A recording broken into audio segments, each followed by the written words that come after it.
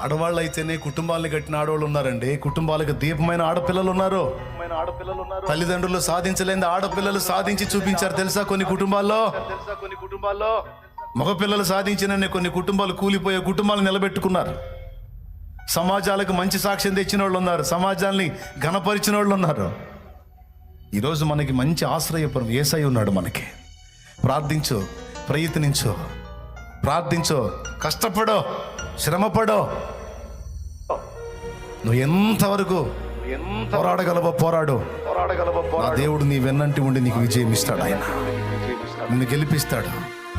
ఎలా ఎలా ఎలా ఎలా ఎలా సచ్చిన బతికిన సాక్ష్యం ఉండాలి. సచ్చిన బతికిన ఒక సాక్ష్యం ఉండాలి. 10 మందిని ఉద్ధరించిన బతుకు ఉండాలి. 10 మందిని బాగు చేసిన చరిత్ర ఉండాలి. 10 మందిని బ్రతికించిన చరిత్ర ఉండాలి. ప్రార్థన చేయి. నీకు రోషం ఉంటే, దేవుడు నీతో మాట్లాడాడని నీకు అనిపిస్తే